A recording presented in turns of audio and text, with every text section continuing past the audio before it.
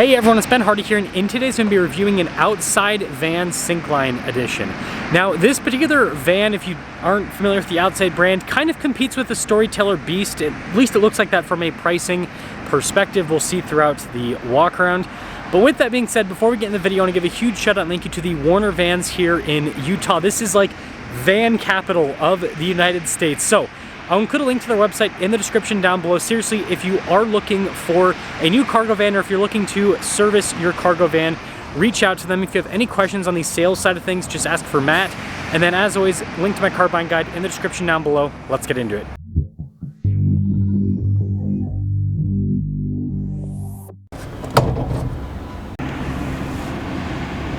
Powering this is Mercedes high output diesel. It's a turbocharged 2-liter 4-cylinder diesel that goes through a 9-speed. It puts out 211 horsepower and then 332 pound-feet of torque. Before we move forward with this review, I do want to mention, if you want to see more videos just like this, then I recommend you subscribe because I post content every single day. So starting with the hood, we've got this giant decal which is supposed to help with reducing glare. That's why it has more of like a matte finish, but I love how they've got this topography map on it. It gives it such a unique look. You can see we've got a giant light bar there at the top. We got a little Syncline sticker as well. And then we actually have some more lights down below, and then you have obviously the traditional lights that come with the van. But it definitely has that Overland look because of all the lights and then the topography map there on the hood. Now around the side here, our tire and wheel setup is 265, 70, 17 in the front and over in the rear. This is a pretty beefy setup for a cargo van. Usually the tires are narrower and usually the wheels are quite a bit smaller. But anyways, you can see we've got nice all-terrain tires, and I like the wheel design too. I think it actually looks really sharp. Now we do have Fox shocks with this. You can see the whole suspension system there, and then this is an all-wheel drive van, so it already comes, a little bit higher with the ride height compared to standard. And then I love this badge here on the side, and then this is cool. So this is a high traffic area for like rock chips and everything, and again, notice how they have the decal there with the topography, so it gives a unique look, but then it's also practical. And then popping over to the rear, you can see we've got leaf springs here in the back, and then again you've got the Fox shocks. Now here's your full side view with this van. You can see at the very top we've got the roof rack. We'll go over that in just a little bit, but it has that cool, again, lifted off-road van look. Now we're on the other side of the van because we have to go over the ladder. I like how it actually has a weight limit, so 300 pounds. So if you're 300 pounds, time to start dieting so you can use the ladder in your Syncline van. But yeah, easy to use with one hand because I'm filming. Looks like we got a solar panel up top. You guys can see the rest of the setup here as well. Kind of interesting. And now this leads us to the rear. So the doors open up normally, just like any other Sprinter van. I like the storage here in the back. I think that's really cool. But yeah, there's look at the whole door setup. This is nice. This is kind of like little pad here, so you can use this to step up into the interior. Makes it a lot easier. But you guys can see your little plugins and everything here. It looks like for the water on the one side, and then see the electrical. So this is pretty common. What I've seen with a lot of these vans so far is they'll have the electrical stuff integrated onto one side, and then they'll have the water stuff integrated on the other side. Obviously makes sense. You don't want those two things to get into contact. And then I love this. So this is pretty common in the van world. I've noticed with the material use now. It looks like it's super easy to clean, but then it also has like a grippiness to it. So then, I don't know, if it's wet or something, it doesn't seem like it's, there's something to grip onto, so it's not gonna be as slick. Now there's a lot to go over inside, so I'm just going to go from area to area, basically. Now it looks like this contains all the shower stuff under this whole kind of cabinet system. You can see it in that bag right there. And then with that whole cabinet closed, you can see we've got a cushion to put on it, and it functions as a seat. And then you can see this for the drain and everything right there. So yeah, I like the dual purpose use of this though, where it's a seat, but then it also, functions with the storage and all that. The next section is going to be the kitchen section. So we've got the sink. I like how this actually pulls out. It's always a nice thing to have, but you can see the sink drain and all of that. Tons of storage in this, and notice it's all kind of like lockable like that. So while you're driving, your cupboards aren't gonna fly open. But yeah, plenty of storage in this. And I like how the refrigerator opens up. So looks like it's got a little freezer box in it, but yeah, if camera focus on it, but plenty of storage. Ooh, camera does not like the fridge. So there's that. And then up top in the kitchen, again, more storage.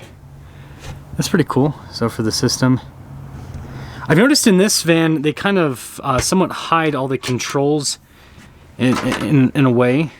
See the microwave here as well, except for the lights. But yeah, a lot of the other controls for like normal function stuff seems like they kind of put that out of the way. So maybe it's just for the design of it. Now I think this cabinet might be the most interesting because inside there's an outlet. So that's very interesting. And I like the finish, by the way, and everything. It's really beautiful. This is for the climate up here. You can see the control for it right there. And you got tons of vents throughout. And that's what I've noticed with this interior. And then you do have lights as well, all throughout. Is that a smoke alarm? Wow. This literally has everything you need. Now the bed's super easy. You can see that little attachment right there. There's a button that you press and then you can let the platform down. But you got the platform that just goes straight across. And so setup on this, again, like I said, extremely easy. Now I popped on the other side to give you guys a little bit better lighting here with the bed area. And it looks like there's some extra storage up there. You got this little baggie up here too. And tons of hooks and everything throughout, so I've noticed. So really, again, lots of practicality built in. And I like the fact there's an outlet right next to the bed, so you can charge your phone, for example, if you need to do that. And you can see all the padding that they've added here. But for me personally, I would just sleep straight on the boards. I sleep on the floor at home, so like this is more my style. But yeah, I like how easy this is to get out. And then this is the lock for the bed that I was telling you about. You do have to use a little bit of muscle to get the bed and the cushion all the way back there, because you kind of got to fold it under this, like this thing right here. But again, it's not terribly difficult or anything like that. But that's pretty much the interior for the most part. And a couple more things before we pop inside. Here's kind of the whole rear setup. And then you do still get the sliding door on the side if you want to enter the van from there.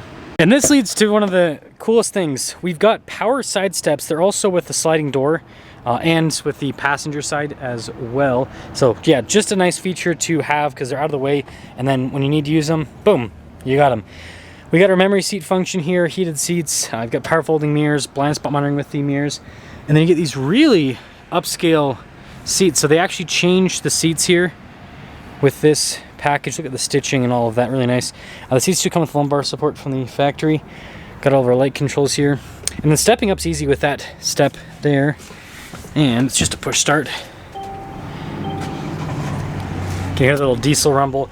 And the new Sprinter comes with some nice features. So you've got like adaptive cruise control, for example. You've got all your practical controls in the steering wheel too. And then you can see the gauge cluster will show you all the information that you need to see on the van. And then the new Sprinter also comes with a 360 camera system, so parking, maneuvering this big beast is very easy. And then as for the rest of the infotainment system, it's a newer unit, responds very quickly, easy enough to use. And you still get the cool cargo van stuff, so you got like a little bit of storage here on the dash, tons of storage down below.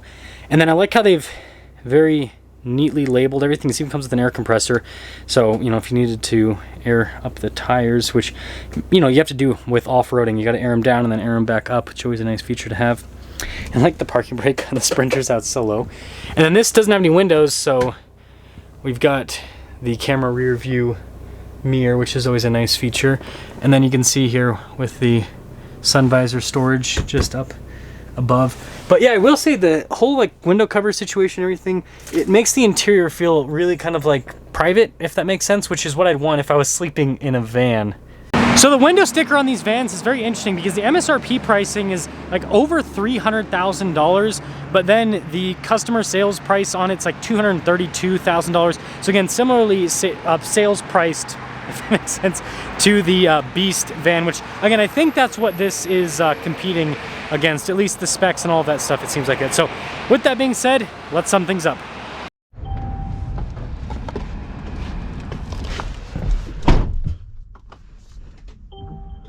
Talk about visibility. Here's visibility over the hood, Both the mirrors do have blind spot monitoring. I don't know why the radio always turns on the Mercedes. But yeah, through the rears. And then obviously with the rear, all the windows and everything, so that camera rear view mirror helps out quite substantially with visibility. Oh, and they've added the Alpine sound system to this. That's not stock. That's cool. So there's a lot of little touches. I'm sure I missed stuff. I am positive that I missed some stuff in this review. As I learn more about these conversion vans, I will get better at reviewing them. Same thing with the cars, right? It's taken me years to become decent at reviewing cars, so it'll be the same thing probably with the vans. It'll take some time, but we will get there. So I reviewed this, by the way, based on subscriber request, because I did that Storyteller van the other day, and some people asked me to look into the Outside Van company because they're like, what is this company about? So yeah, we will see what it is about. What I will say right off the bat, upgrading the shocks has improved the drivability by a lot on the van. The ride quality is just, yeah, it's a lot better. I will say there is interesting, Fox shocks are always kind of like squishier in any vehicle, and you kind of feel that with the side-to-side motion. Now I will say the diesel, fantastic. The transmission's just boom, boom, boom, and the diesel's got plenty of torque, so no problem.